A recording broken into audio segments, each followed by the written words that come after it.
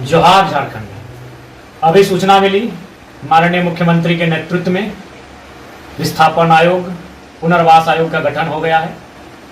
इसके लिए सबसे पहले पूरे राज्यवासियों को शुभकामनाएं।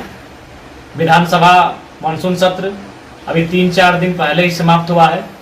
28 तारीख को मानसून सत्र के अंतिम दिन गैर सरकारी संकल्प का विषय था, जिसमें मेरा विषय पुनर्वास आयोग और विस्थापन आयोग के गठन की मांग को लेकर था।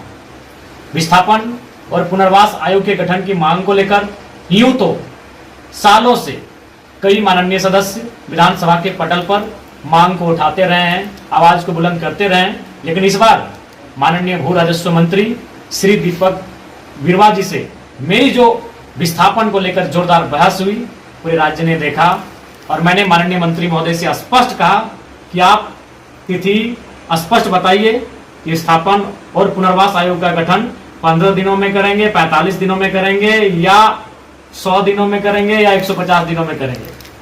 तो उस बहस के बाद जो बहस जिसको मैंने पूरी ऊर्जा, आक्रामकता और गर्मजोशी के साथ अपने चिर परिचित अंदाज में रखने का काम किया था, और उस बहस के 5 दिनों के अंदर आज झारखंड कैबिनेट से अंतिम मुहर लगी।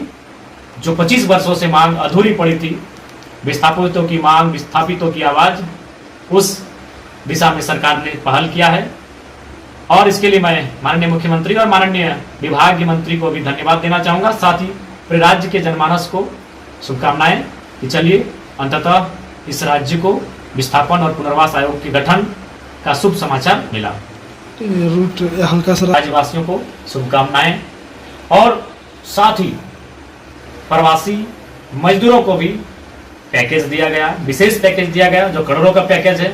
इस पर भी मैंने 3 बार विधानसभा में सवाल किया था, बहस किया था।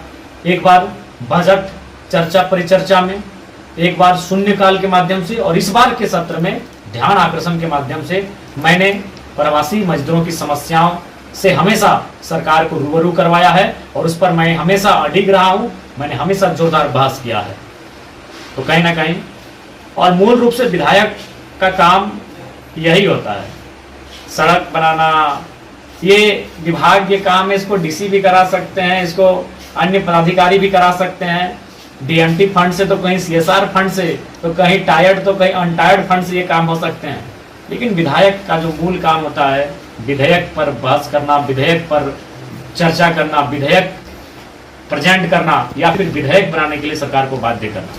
तो कहीं ना कहीं सभी माननीय सदस्यों ने प्रयास किया था, लेकिन अंतिम मुहर 28 तारीख को मैंने एक जोरदार बुलंद आवाज के तौर पर रखा विधानसभा में। और इस बार का जो बहस था वो विशेष इसलिए था क्योंकि इससे पहले जब विस्थापन पे बहस हुआ है तो माननीय सदस्य को कहीं ना कहीं विभाग के मंत्री संतुष्ट करवा लेते थे, माननीय अध्यक्ष भी बीच में इंटरफेयर करते थे और उनको कहीं ना कहीं संतुष्ट करवा लेते थे। लेकिन इस बार मैं अडिग रहा, मैं जिद्दी बन के रहा कि नहीं माननीय मंत्री महोदय, इस पर किसी प्रकार से अब टाल मटोल नहीं होगा। विस्थापन के नाम पर लोग सिर पे माथे पे गोलियां खा रहे हैं, रोज लोग लाठियां डंडे खा रहे हैं, जेलों में भरे जा रहे हैं, तो इस पर अब कोई समझौता नहीं होगा। आप स्पष्ट कहें विस्थापन नीति कब बनाएंगे। और अंततः जैसा कि समाचार मिल रहा है, विस्थापन आयोग पुनर्वास आयोग का गठन किया जा चुका है। इसके लिए पुनः राज्यवासियों को शुभकामनाएं। जोहार।